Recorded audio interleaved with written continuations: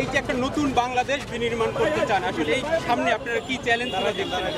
দেখুন, চ্যালেঞ্জ তো রয়েছে, আপনারা নিশ্চয়ই লক্ষ্য করেছেন। আমাদের পুলিশ বাহিনীর মনোবল ভেঙে দেওয়ার জন্য বিভিন্ন প্রোপাগান্ডা চালানো হচ্ছে, অথচ দেশনায়ক তারেক রহমান, যিনি এই ছাত্র জনতার যে গণ অভ্যুত্থান, সেই অভ্যুত্থানের যিনি দেশনায়ক হিসেবে ভূমিকা পালন করেছেন, সেই দেশনায়ক স্পষ্ট ঘোষণা করেছেন পুলিশ বাহিনীর ভিতরে হয়তো কিছু সংখ্যক স্বার্থান্বেষী মহল থাকতে পারে, বাকি সবাই দেশপ্রেমিক, সবার সাথে কাঁধে কাঁধ মিলিয়ে দেশকে এগিয়ে নিয়ে যেতে হবে। দেখুন, আমরা ইসলাম ধর্মে যারা বিশ্বাস করি তারা নিশ্চয়ই বলি অহংকার পতনের মূল। আমরা যারা বিভিন্ন ইডিওলজির বিশ্বাস করি তারাও একই কথা বলি, অহংকার করে কারোই টিকে থাকা যায় না। আজকে শেখ হাসিনা, আমি অতীতেও বলেছি, শেখ হাসিনা আজকে দীর্ঘমেয়াদী আওয়ামী লীগের ক্ষতি করে গেল, হয়তো সাময়িক তার ব্যক্তি স্বার্থের চরিতার্থ করার জন্য এই বাংলাদেশকে তথা প্রশাসনের বিভিন্ন অংশকে ব্যবহার করে অবৈধভাবে ক্ষমতায় টিকতে গিয়ে আওয়ামী লীগের চিরতরে আজকে ক্ষতি করে গেল।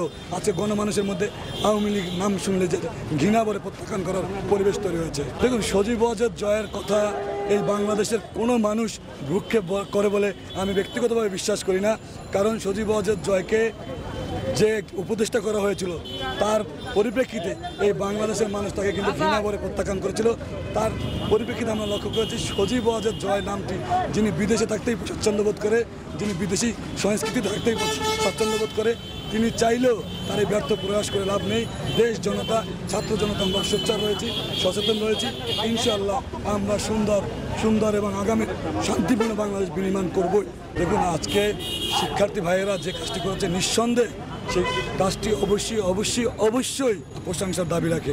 আমি বিভিন্ন জায়গায় তাদের সাথে কথা বলেছি, চেষ্টা করেছি, তাদের পান করানোর চেষ্টা করেছি, তাদেরকে অনুপ্রেরণা যোগানোর চেষ্টা করেছি। তাদের এই যে প্রচেষ্টা, আমি বিশ্বাস করি আগামীর বাংলাদেশ উন্নত বিশ্বের বাংলাদেশ হিসেবে প্রতিষ্ঠিত হবে এবং যে উন্নত চিন্তার অধিকারী তারা, সেজন্য ব্যক্তিগত জায়গা থেকে তাদের প্রতি কৃতজ্ঞতা জানাই। দেশ দীর্ঘদিন ধরে অগণতান্ত্রিক স্বৈর শাসকের অধীনে ছিল, যে কারণে মানুষ মুক্ত হাসি নিয়ে, মুক্ত চিন্তা নিয়ে কথা বলতে পারেনি।